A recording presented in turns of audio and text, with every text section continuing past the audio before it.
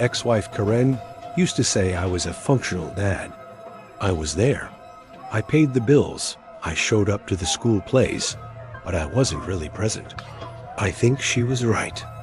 And after the divorce, that word, functional, just echoed in my head. I was determined to fix it, to prove her wrong, to prove to myself I was more than that. The first step was a new house, a fresh start for me and my son. Ben was 10, and he was quiet, painfully quiet. The divorce had hit him hard, and he'd retreated so far into himself, I was afraid I'd lost him for good. He was a ghost in our new rental, a rambling old craftsman-style place that I hoped would feel like an adventure. Instead, he just spent his days in his room drawing. So when I suggested we clean out the attic, a treasure hunt, I was shocked when he actually agreed. The attic was a kingdom of dust, full of forgotten furniture draped in white sheets. In a dark corner, tucked inside a moldering steamer trunk, we found it. It was a ventriloquist's dummy. Not a cheap plastic one, but an old, high-quality vaudeville type. He had a carved wooden head, glossy black painted hair, and glass eyes that seemed to catch the light in a way that was almost alive. His mouth was hinged with a wide, painted-on smile. He was wearing a disintegrating little tuxedo. Ben, who hadn't shown real interest in anything for months, was mesmerized.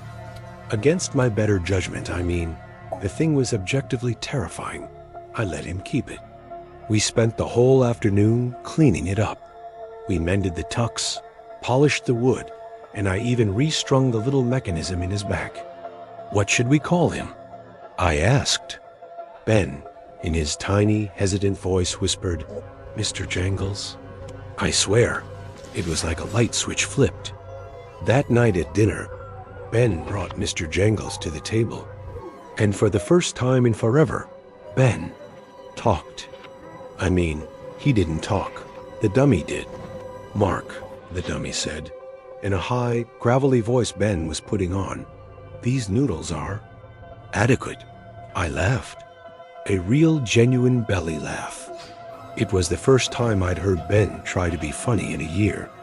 "Oh yeah?" I played along. "Well, you tell Mr. Jangles that adequate noodles are better than no noodles at all. Jangles says he'll consider it," Ben replied, his eyes sparkling as he manipulated the dummy's mouth. It was a breakthrough, a miracle. Mr. Jangles became Ben's voice. Through the dummy, Ben told me he was sad about the move. He told me he missed his friends. He told me he was angry at me and his mom. It was all the stuff a therapist would have killed to get out of him, and he was just laying it all out, all through this wooden doll. I felt, for the first time, like I was finally being a good dad. A few months later, I started dating, gently, a woman from work, Sarah. She was kind, patient, and understood my situation with Ben. When it came time to introduce them, I was nervous. Ben, of course, brought Mr. Jangles to the table. "Ben, this is my friend Sarah," I said. Ben just stared at his plate. I nudged him. "Ben?" His hand slipped to the back of the dummy. Mr. Jangles's head snapped up. "Sarah," the gravelly voice said.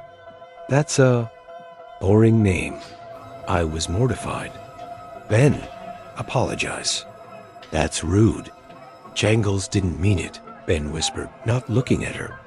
"Yes, I did," the dummy snapped back, its wooden head swiveling to look right at Sarah. Her hair looks like a bird's nest.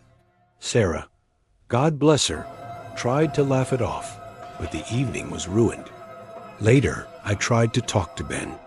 "Hey, buddy, you can't have Jangles talk to people like that. You really hurt Sarah's feelings." Ben was just sitting on his bed, the dummy in his lap. "It wasn't me," he said, his voice flat. "It was Jangles. He doesn't like her." "Well," I said, my patience fraying, "you control Jangles. So you don't like her." Ben looked up at me, and his expression was cold, almost adult. "No, I don't," he said. And then, in the dummy's voice, and neither do I, things got worse from there. The jokes from Jangles became relentlessly cruel. He'd comment on my clothes. He'd make fun of the food I cooked. He'd say things, awful things, about Karen. They were things a 10-year-old shouldn't know, barbed, insightful, and designed to wound. Jangles says, "Mom left you 'cause you're weak. That's enough, Ben." I'd yell, and he'd just flinch and say, "It's not me. It's him." He just says stuff. The breaking point was the arguing. I started hearing it in the middle of the night. I'd be in bed, and I'd hear two voices from Ben's room. Ben's, small and pleading, "Stop it, just stop it." And the other one, the Jangles voice, low, gravelly, and mean. "You're pathetic. They both hate you. You have no one but me." I ran into his room, my heart hammering. "Ben, who are you talking to?" He was sitting bolt upright in his bed, clutching the dummy, tears streaming down his face. He won't be quiet," Ben sobbed. "What?" I said, the blood draining from my face. "He just keeps talking. He doesn't like you," Ben cried. That was it. This breakthrough had become a nightmare. I was done. I marched over and grabbed the dummy from his hands. Ben screamed. It wasn't a child's cry. It was a raw, animalistic shriek of loss. He clawed at me, trying to get it back. "It's poison, Ben. It's making you sick." I yelled, pulling it away. I went down to the basement, to the old, damp cellar, and I threw Mr. Jangles into the darkest corner.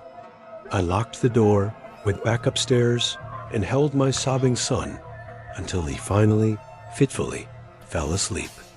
That night, I was woken by a sound. A small, rhythmic tap. It was coming from downstairs. My heart seized. It sounded like small wooden footsteps on the hardwood floor of the main hallway. I grabbed the baseball bat I keep under my bed. I crept out of my room, my entire body humming with a fear I couldn't name. I got to the top of the stairs, and I looked down into the darkness. A tap. It was coming from the basement door, like something small was knocking or climbing. "Who's there?" I called out, my voice shaking. The tapping stopped. I went down the stairs, one agonizing step at a time. I got to the basement door. It was still locked. I listened, my ear pressed to the wood. Silence, just the hammering of my own pulse. I let out a breath I'd been holding. "I'm losing my mind," I whispered. I was just stressed. The old house was making noises. The dummy was just a doll. I turned around to go back to bed, and Ben was standing at the top of the stairs, silhouetted against the hallway light. "Ben," I whispered, my heart in my throat, "what are you doing up? Did you hear that noise?" He just stood there, perfectly still. He was looking down at me, and his face was cast in shadow, but I could see. He was smiling. Not his smile. It was a wide, fixed, unnatural grin. "You took him," Ben said. His voice was wrong. It wasn't his voice, and it wasn't the Jangles' voice. It was something in between. A cold, flat, confident monotone. "Ben, you're scaring me. Go back to bed." I started to walk up the stairs toward him. He didn't move. "You took my friend," he said, his smile stretching wider. I stopped, my foot hovering on the next step. I suddenly realized the tapping wasn't coming from the basement. It was coming from above it. It was Ben in the hallway, tapping his foot. Or maybe tapping the bat he was now holding. One of his own. A small, little league one. "I needed him," Ben continued, his voice perfectly even. "But now, I don't." He took a step down toward me. "I can talk all by myself now." I looked into my son's eyes, and I saw what I'd been refusing to see. The dummy wasn't haunted. It wasn't possessed. It was a tool. It was a key. It was a crutch that had helped something new, something cold and dark that had been hiding inside my son, finally learn to walk. And now, it didn't need the crutch anymore. "Ben," I stammered, backing down a step. "My name," he said, and the voice dropped into that perfect, gravelly vaudeville rasp, "is Mr. Jangles." He swung the bat. I've never been so terrified in my life. The boy I knew was gone. The thing in my house was not my son. Not anymore.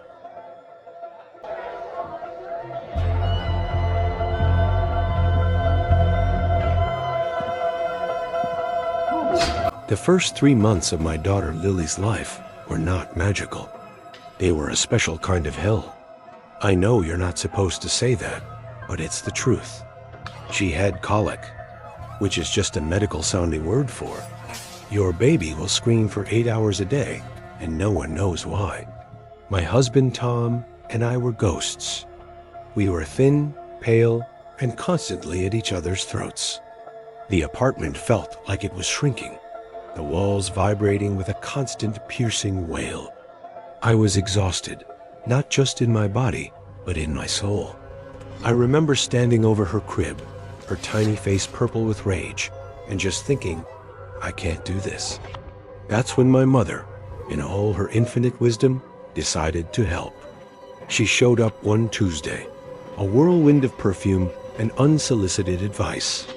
"You look terrible, Sarah," she said, bustling past me. "I brought you a gift." Well, a family gift. She was holding a large, antique box. She placed it on the coffee table and began unwrapping it. "When you were born," she said, "you were a fussy baby too. My grandmother gave this to me, and it helped so much." She pulled it out. It was a doll. And I don't mean a Cabbage Patch Kid. This was a Victorian-era porcelain doll, almost 2 feet tall. It had a flawless, pale face, tiny, painted-on eyelashes, and bright, cobalt blue glass eyes. Its mouth was a perfect rosebud red smile. It was wearing a heavy lace and velvet gown. "Her name is Eliza," my mother said, beaming. "She watch over Lily, just like she watched over you." I hated it. I hated it on a deep, primal level. The eyes were too bright, too aware. The smile was too fixed. But I was so tired, I couldn't even summon the energy to argue. I just muttered, "Thanks, Mom," and to appease her, I placed it on the high bookshelf in the nursery, where it sat like a tiny ceramic queen, staring down at the crib. That night, Lily didn't cry. I woke up at 3 a.m. in a blind panic, realizing the house was silent.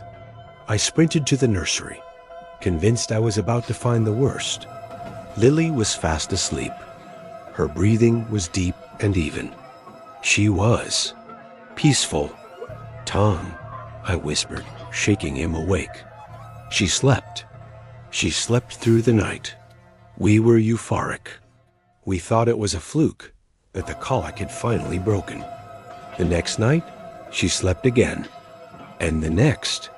Suddenly, our lives were back. We were sleeping. We were eating. We were happy. "It's that doll," Tom joked over coffee one morning. "It's our good luck charm."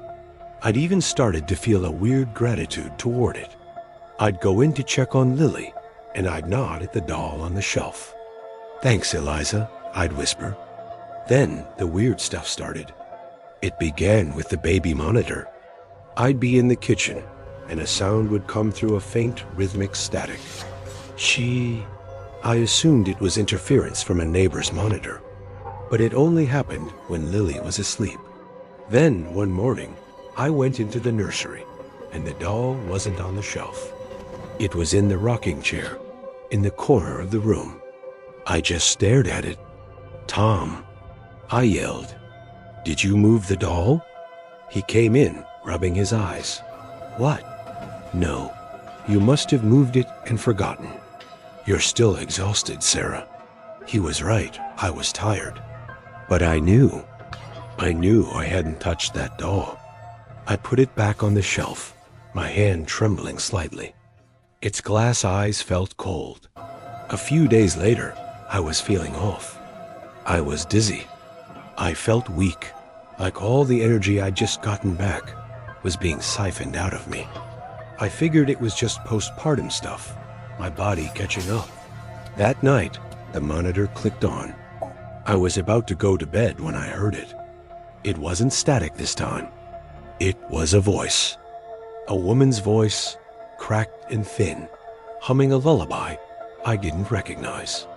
I flew down the hall. I burst into the nursery, my heart in my throat. Lily was asleep in her crib, and the doll, Eliza, was in the crib with her. It was propped up against the bumper, its head angled toward my daughter. Lily was smiling in her sleep, one tiny hand resting on the doll's velvet dress. I screamed. I snatched the doll out of the crib.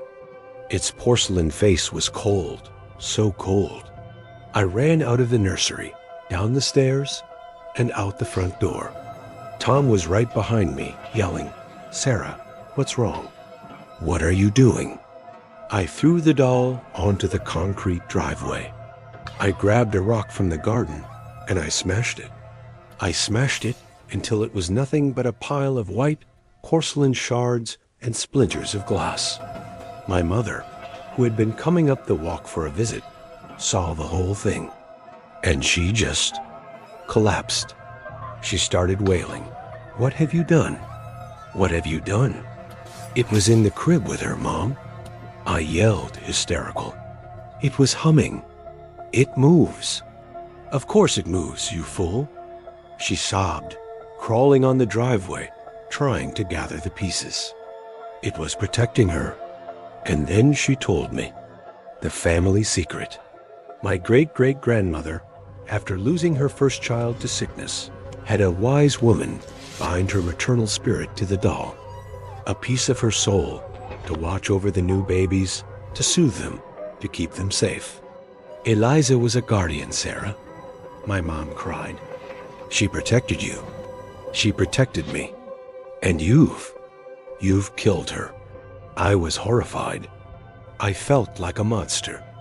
I had destroyed this benign family spirit, this heirloom that had done nothing but give us sleep. The next few weeks were quiet. Lily started crying again. Not as bad as before, but the perfect supernatural silence was gone. I just lived with the guilt, the shame of what I'd done. But something else happened. I started to feel better. The dizziness was gone. The chronic, bone-deep exhaustion I'd chalked up to being a new mom, it vanished. My color came back. I felt strong. About a month after the incident, I was helping my mom clean out her attic. She was still cold to me. In a box of old photos, I found a leather-bound album. "Who's this?"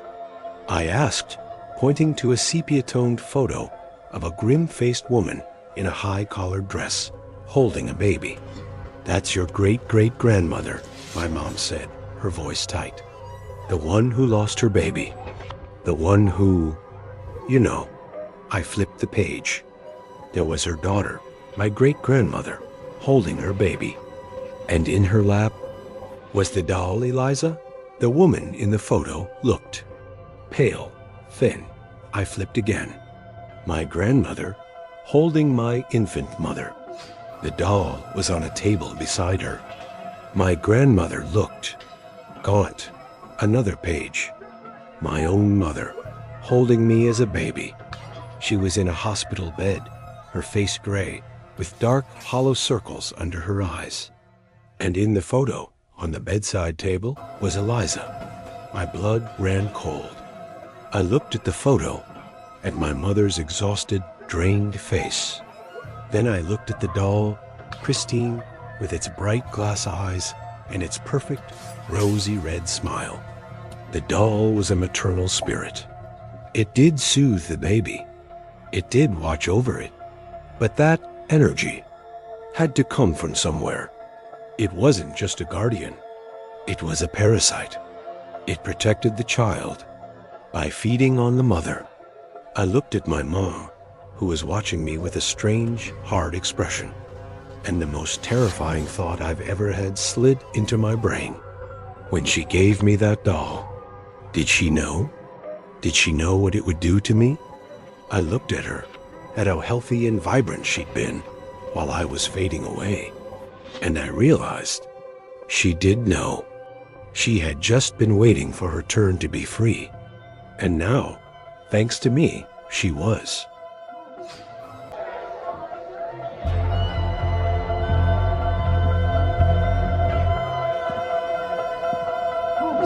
Living with Kevin was a mistake.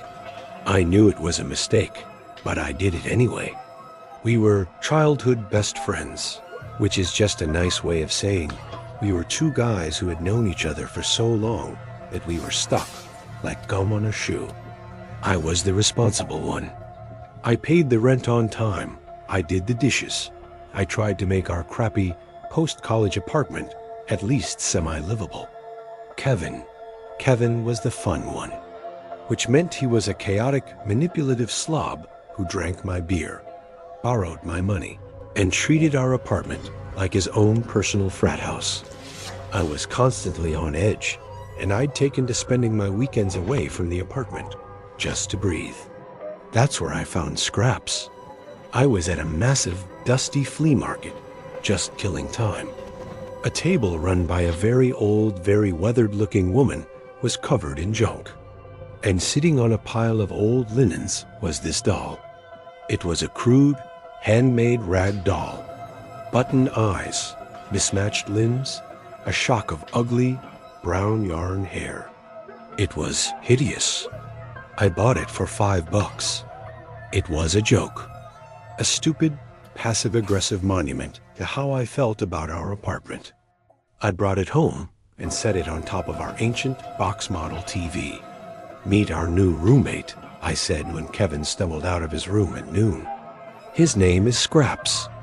He's here to judge your life choices." Kevin, who was already half drunk, just stared at it. And then he did this weird, slow grin. "Scraps," he said. "I like him.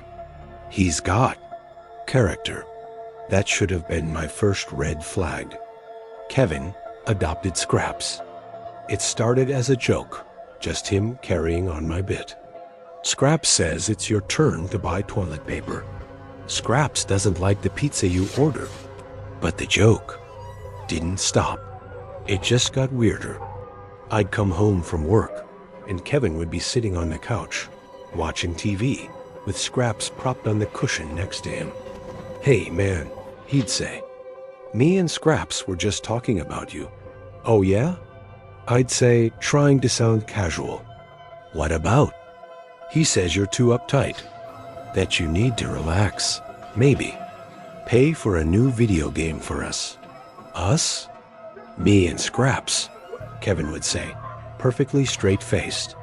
It was bizarre, but I'd known Kevin my whole life. He was an all-in-on-the-bit kind of guy. I figured he was just being weird, just trying to get under my skin. Then my girlfriend Sarah broke up with me. She came over one night, and Kevin was in one of his Scraps moods. He had the doll in his lap, and he was doing this awful, high-pitched voice for it, making it say rude things to her. "Scraps thinks your blouse is ugly.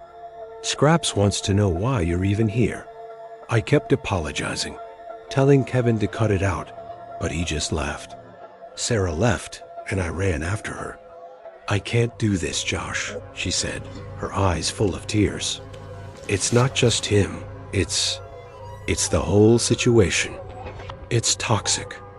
Living with him, and that thing, it's not normal. It's like you're in a cult for two." When I went back inside, furious, Kevin was on the couch, stroking the doll's yarn hair. "Don't worry, man," he said, not looking at me. "Scraps says she was no good for you. You're better off with us. That's when I stopped seeing it as a joke. I was being isolated. Things got worse. Small, bad things started happening. My car keys would go missing just before a big job interview. Weird, Kevin would say. Scraps and I were playing catch in here. Maybe he knocked him somewhere. I had a final paper for a night school class one was taking. I'd saved it on my laptop. I came home one day to find my laptop on the floor, the screen shattered, a puddle of beer drying around it. Kevin was devastated. Dude, I am so sorry. I tripped. I had Scraps on my shoulder, and I the first fell. It was a total accident. He wasn't even trying to make it believable. He was daring me to call him a liar. I was living with a sociopath who was using a $5 rag doll as his alibi. That was the last straw. I found a new place, a small studio on the other side of town. I didn't tell him until I had the keys. I was packing my room when he came in. He was holding Scraps. "What are you doing?" he asked, his voice dangerously quiet. "I'm moving out, Kevin. I can't do this anymore. You need help, man. This thing is sick." Kevin's face hardened. "Scraps is disappointed.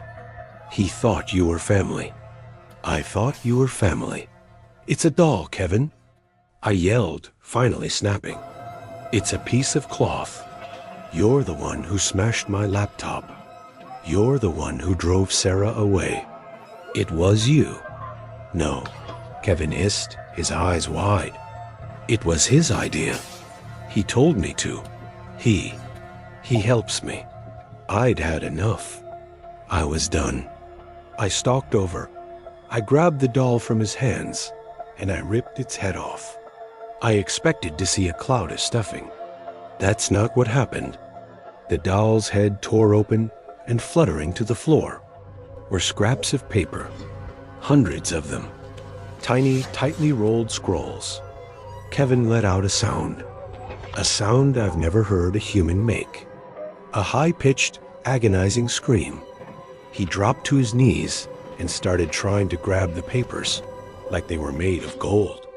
I bent down, my hands shaking, and I picked one up. I unrolled it. The handwriting was Kevin's. It said, "Telsey's boring." I grabbed another. "Hide keys, 9 a.m. I picked up a third and a fourth. Put water in his shampoo. Unplug his alarm clock. Order the expensive pay-per-view. Blamed the cat. My blood turned to ice. It was a list. A to-do list. A diary. I grabbed another one from the pile. A bigger one. Break the laptop. He can't leave if he can't pass his class. He wasn't listening to the doll. He wasn't blaming the doll. He was feeding it. He was writing down every one of his dark, twisted, manipulative impulses, and he was stuffing them inside this thing. It was his planner, his confidant, his partner. I backed out of the room, my suitcase forgotten. Kevin was still on the floor, frantically gathering his little paper scraps, sobbing. "You don't understand," he was whispering. He told me, "You're not supposed to see. You're not supposed to know." I left everything. I walked out of that apartment and never went back. I still think about it. I think about all the years I knew him. And I wonder, was the doll the start of it? Or was it just the first time I was stupid enough to give his sickness a name? And that's all for tonight. Remember, the most terrifying monsters are the ones that look just like us. The ones who might even live right next door. If these stories serve as a good reminder to trust your instincts, then show your support and like and subscribe. Hitting that bell means you'll get a warning before the next nightmare begins. Sleep well if you can.